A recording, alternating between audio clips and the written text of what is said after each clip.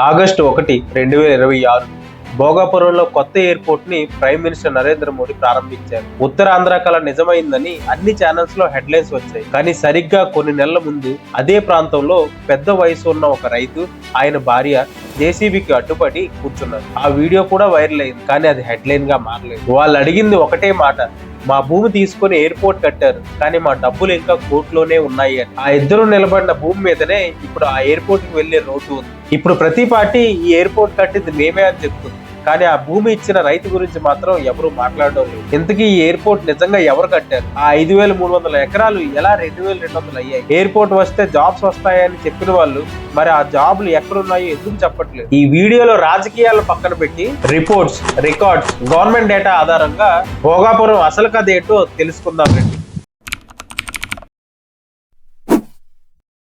అన్నా, ప్రతి party airport మేము కట్టామని చెప్తున్నాయి కదా, కానీ ఆ భూములు ఇచ్చిన రైతుల గురించి ఎవరు మాట్లాడట్లేదు ఎందుకు? అసలు ఈ రైతు స్టోరీ ఏంటి? అది చెప్పాలంటే మనం 11 ఏళ్ళు వెనక్కి వెళ్ళాలి.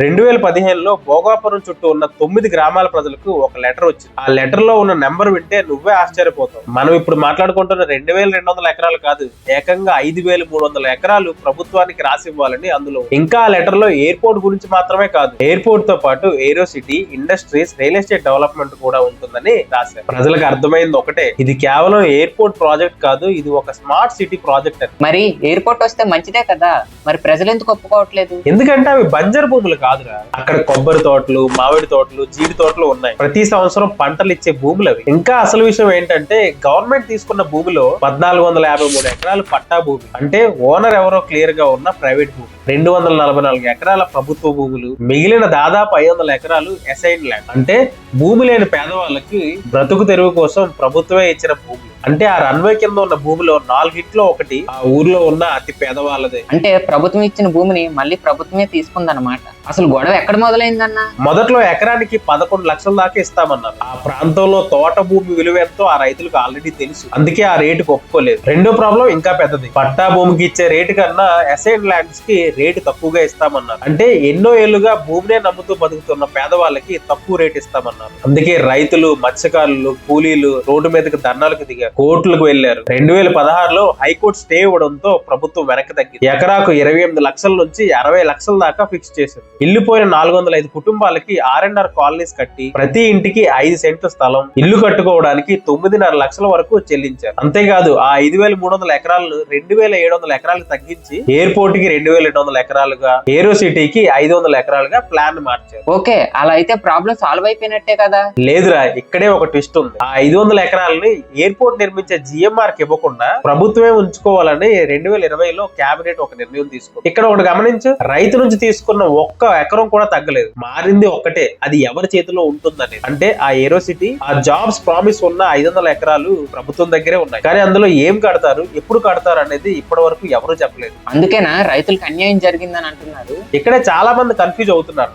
అన్యాయం జరిగిన ప్రజల్లో 3 వేరు గ్రూపులు ఉన్నాయి. చాలా మంది ఈ మూడింటిని కలిపేస్తున్నారు. మొదటి గ్రూప్ 39 ఎకరాలకు చెందిన 111 యజమానులు. ఈ భూములకు టైటిల్ ఇష్యూస్ ఉన్నాయి, అంటే ఓనర్ ఎవరో క్లియర్ గా లేదు. అందుకే ఆ 39 ఎకరాలకు సంబంధించిన డబ్బుల్ని ప్రభుత్వం కోర్టులో డిపాజిట్ చేసింది. టైటిల్ ఇష్యూస్ క్లియర్ అయ్యాక అసలు ఓనర్ కి ఆ డబ్బులు అనేవి చేరుతాయి. ఇక రెండో గ్రూపు 156 ఎకరాలకు సంబంధించిన వాళ్ళు. వాళ్ళకి డబ్బులు అయితే వచ్చాయి, కానీ ఇంకా రేటు పెంచాలని 50కి పైగా కేసులు వేశారు. ఇక మూడో గ్రూపు, ఇది చాలా మందికి తెలియదు, ఎయిర్పోర్ట్ ను కలుపుతూ NH16 నుంచి ఒక రోడ్ అయితే కావాలి. ఆ రోడ్డు కోసం 3 గ్రామాల్లో 60 ఎకరాలు తీసుకున్నారు. కానీ అందులో 40 ఎకరాల వరకు పరిహారం ఇంకా చెల్లించాల్సి ఉంది. మొదట్లో జేసీబీని అడ్డుకున్న రైతులు ఈ మూడో గ్రూప్ కి చెందిన వాళ్ళే. వీరందరిలో కామన్ పాయింట్ ఏంటంటే, భూమి ఇచ్చిన వాళ్ళకే ఇప్పుడు జాబ్ లేకుండా పోయింది. భూమి పోయాక జాబ్స్ ఇస్తామని చెప్పారు, ఆ హామీలన్నీ ఇంకా గాల్లోనే ఉన్నాయి. అందుకే భోగాపురంలోని కొన్ని గ్రామాలకు చెందిన ప్రజలు ఇంకా న్యాయం కావాలని పోరాడుతున్నారు. సరే, ఈ ఎయిర్పోర్ట్ వల్ల లక్షల జాబ్లు వస్తాయని అందరూ చెప్తున్నారు. భూమి పోయిన వాళ్ళకి కూడా జాబ్ వస్తుందనే కదా ఆశ. ఆ సంగతి ఏంటి మరి? జాబ్స్ అయితే వస్తాయరా, అందులో డౌటే లేదు. కానీ ఎన్ని వస్తాయి అనేది ఏ డాక్యుమెంట్ లో కూడా రాతపూర్వకంగా ఇప్పటికీ లేదు. ఎయిర్పోర్ట్, డేటా సెంటర్, మిగతా అన్ని ప్రాజెక్ట్స్ కలిపి ఉత్తరాంధ్రలో 5 లక్షల వరకు జాబ్స్ వస్తాయని మినిస్టర్ కొండపల్లి శ్రీనివాస్ చెప్పారు. కానీ గమనించు, ఇది అన్ని ప్రాజెక్ట్స్ కు కలిపి చెప్పిన నెంబర్. ఎయిర్పోర్ట్ వల్ల మాత్రమే ఎన్ని జాబ్స్ వస్తాయో అక్కడ స్పష్టంగా చెప్పలేదు. మరి అసలు ఎన్ని రావచ్చన్నా?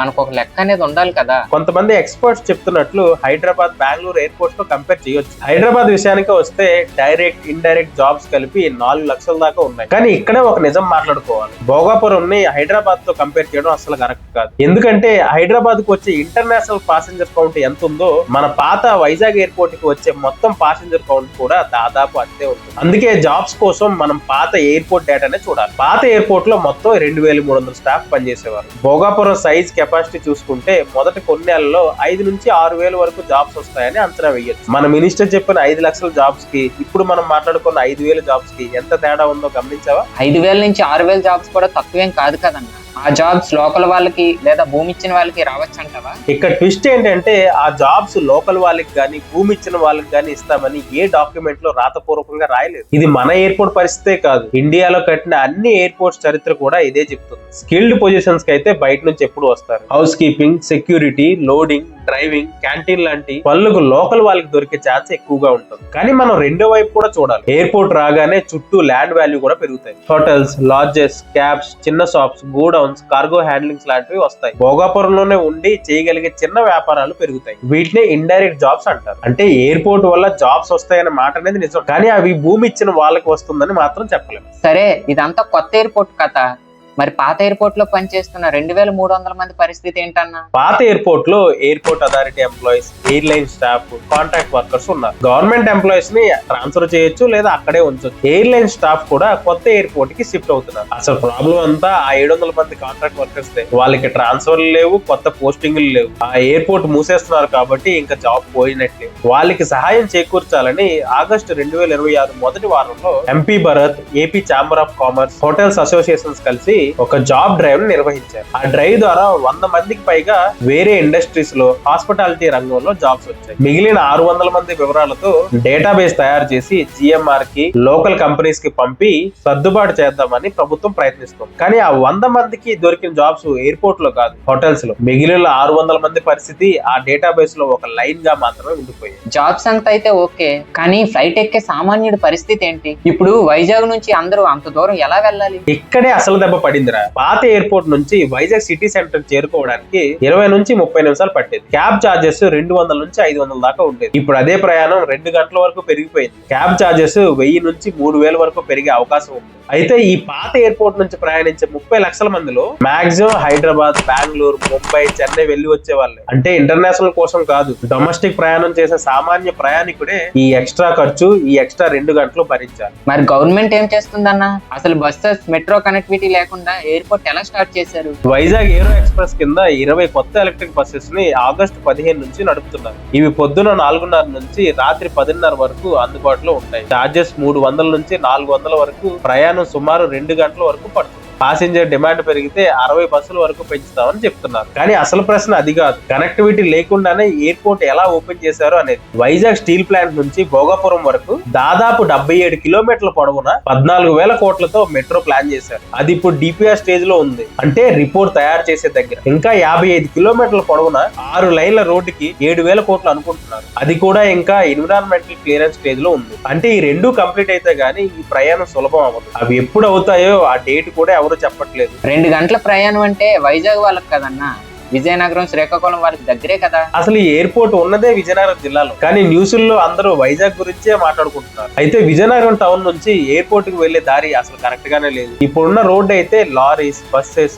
ఆటోస్ అన్ని కలిసి వెళ్లే కామన్ రోడ్. పీక్ టైమ్ లో ఆ రోడ్డు ట్రాఫిక్ ను తట్టుకొని ఫ్లైట్ ని అందుకోవడం అంటే ఒక పెద్ద టాస్కే. ఇంకా శ్రీకాకుళం నుంచి అయితే దాదాపు 90 కిలోమీటర్ల వరకు వస్తుంది. అంటే అక్కడ నుంచి ఫ్లైట్ ఎక్కాలంటే 3 గంటల ప్రయాణం కంపల్సరీ. ఇక్కడ కూడా డైరెక్ట్ కనెక్టివిటీ లేదు. అది సరే గానీ ఆ జిఎంఆర్ అనే ప్రైవేట్ కంపెనీకి 40 ఏళ్ల కాంట్రాక్ట్ ఇవ్వడం ఏంటి? మన ఎయిర్పోర్ట్, మన భూమి, కానీ ఆ లాభాలు ప్రైవేట్ కంపెనీ తినడం ఏంటి? మొదట ఒక విషయం క్లియర్ చేసుకోవాలి, ప్రభుత్వం ఎయిర్పోర్ట్ ని అమ్మలేదు. ఇది DBFOT మోడల్. సింపుల్ గా చెప్పాలంటే ఆ ప్రైవేట్ కంపెనీయే డబ్బు తెచ్చి, డిజైన్ చేసి, ఎయిర్పోర్ట్ ని కట్టి, ఎయిర్పోర్ట్ ని నడుపుకోవాలి. అందులో వచ్చిన ఆదాయంలో కొంత భాగం ప్రభుత్వానికి ఇస్తూ మిగతాది తన లాభంగా తీసుకోవాలి. 40 ఏళ్ల తర్వాత ఆ భూమిని, ఆ ఎయిర్పోర్ట్ మొత్తాన్ని ప్రభుత్వానికి తిరిగి ఇచ్చేయాలి. అంటే ఈ ఎయిర్పోర్ట్ మన దగ్గర నుంచి పోలేదు, GMR అనే ప్రైవేట్ కంపెనీ నడిపిస్తుంది. కానీ వాళ్ళకి అసలు డబ్బులు ఎలా వస్తాయి అన్నది అసలు విషయం. నువ్వు ఫ్లైట్ టికెట్ కొనేటప్పుడు అందులో టికెట్ రేట్ ఒకటే ఉండదు. యూజర్ డెవలప్మెంట్ ఫీ అని సపరేట్ గా ఒక ఛార్జ్ ఉంటుంది. డొమెస్టిక్ ఫ్లైట్ ఎక్కి బయటికి వెళ్లే ప్రతి ప్యాసింజర్ పైన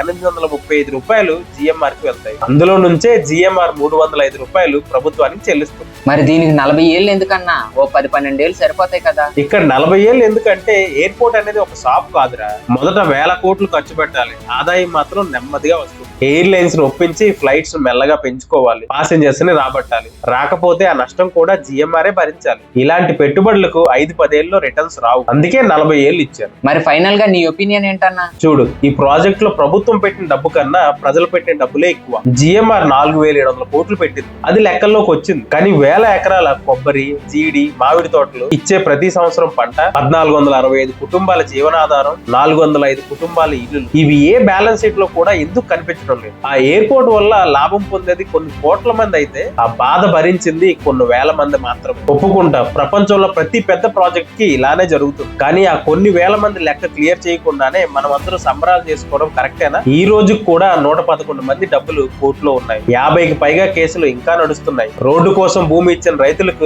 ఇంకా పరిహారం రాలేదు. భూమి ఇచ్చిన ప్రజలకు జాబ్ ఇస్తామనే గ్యారంటీ ఎక్కడా రాతపూర్వకంగా జరగలేదు. పాత ఎయిర్పోర్ట్ లో 700 మంది కాంట్రాక్ట్ వర్కర్స్ లో 600 మంది పరిస్థితి ఒక డేటాబేస్ లో లైన్ గా మాత్రం మిగిలిపోయింది. టీడీపీ అయినా వైఎస్ఆర్సీపీ అయినా ఎవరు క్రెడిట్ తీసుకున్నా పర్వాలేదు, కానీ ఆ క్రెడిట్ పోస్టర్స్ లో భోగాపురం ప్రజలు ఎందుకు కనిపించట్లేదు అనేదే నా ప్రశ్న. 10 రోజుల్లో రన్వే రెడీ చేయగల ప్రభుత్వం 11 ఏళ్లుగా పెండింగ్ లో ఉన్న ఫైల్స్ ని ఎందుకు రెడీ చేయట్లేదు? ఈ ఎయిర్పోర్ట్ తో వైజాగ్, విజయనగరం, శ్రీకాకుళం ఈ 3 జిల్లాలు డెవలప్ అవ్వాలి. ఈ ప్రాంతాల నుంచి బయటికి వెళ్లే యూత్ కి ఇక్కడే జాబ్స్ రావాలి. కానీ ఆ ఎయిర్పోర్ట్ నిర్మాణంలో నష్టపోయిన వాళ్ళకి ఏ రోజైతే న్యాయం జరుగుతుందో ఆ రోజే ఈ ప్రాజెక్ట్ కి జరిగే నిజమైన ఓపెనింగ్ డే.